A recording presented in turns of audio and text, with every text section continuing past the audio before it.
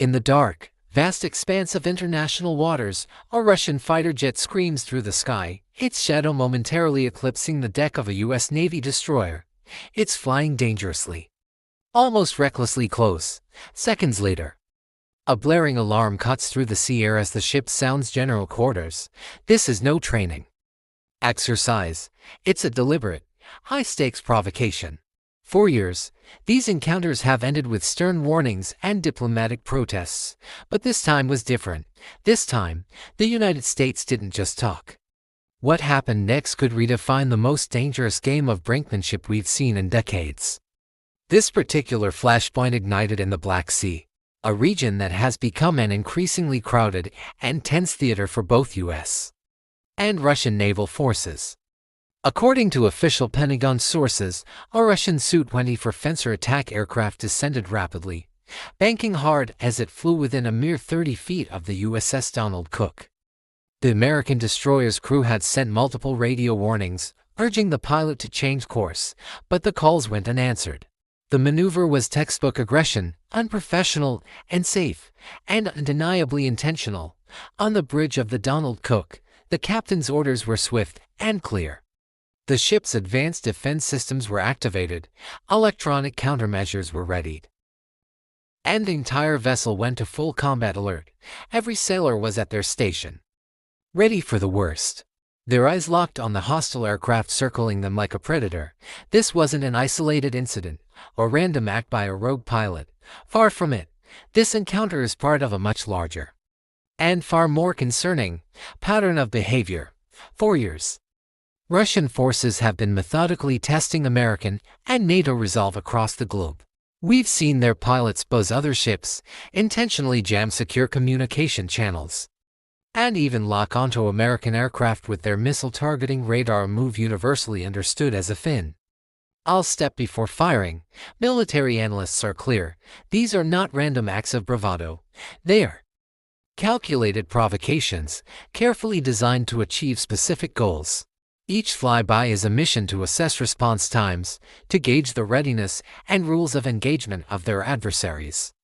Each electronic probe is an attempt to gather vital intelligence on advanced defense systems, and every single encounter sends a chilling political message to Washington and its allies. We are here, we are watching your every move, and we will not back down.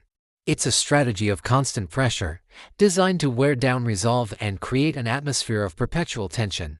In the immediate hours after the heart-stopping encounter, the U.S. Navy took to the public stage. They released stunning, high-definition footage of the Russian jet's flyby, a move designed to control the narrative and expose the recklessness of the maneuver to the world. The official statement labeled the action unprofessional and unsafe, but behind the diplomatic language and public relations, a much more muscular response was already taking shape. This wasn't going to be just another strongly worded letter. Within 72 hours, the gears of the U.S. military machine began to turn with decisive speed. High-altitude surveillance aircraft, the eyes in the sky, were deployed to the region to maintain constant watch. The USS Roosevelt, another powerful destroyer, was rerouted from its original patrol to join the Donald Cook, doubling the American naval presence. Then came the clearest message of all, with Russian naval observers undoubtedly watching from their own ships just over the horizon. The American destroyers conducted live fire drills.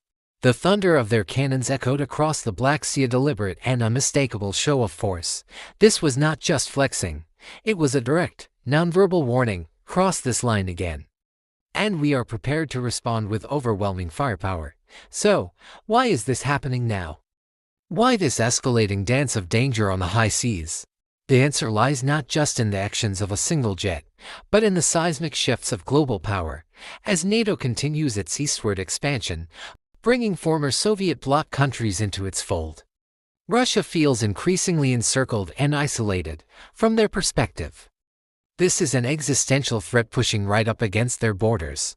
The seas, especially strategic choke points like the Black Sea, the Baltic, and the Arctic, have become the new chessboard where this geopolitical struggle plays out. From the icy waters of the Arctic Circle to the warm currents of the Mediterranean, Russian and American forces are now in near constant contact. Their warships, submarines, and aircraft operate in closer proximity than at any time since the height of the Cold War. They are often just seconds away from a potential escalation. Each aggressive flyby, each radar lock-on, dramatically increases the risk of a fatal miscalculation.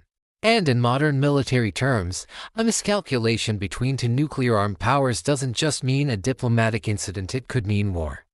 One flyby, one wrong turn, one nervous finger on a trigger. That is all it takes for the world to change forever. Russia and the United States are no longer just strategic rivals competing for influence. They have become direct opponents in a shadow war. A conflict being fought not with open declarations, but with aggressive patrols, sophisticated provocations, and high-stakes power plays on the world's oceans. The line between a test of will and an act of war is becoming terrifyingly thin, and as the world holds its breath, watching these titans circle each other, one thing has become chillingly certain: the next great global conflict might not begin with a grand invasion, but with a single warning shot that was never meant to be fired. Thanks so much for watching. To stay updated on the world's rising tensions and get the military intelligence the mainstream news often misses, make sure you subscribe to the channel. We appreciate your support, and we'll see you in the next video.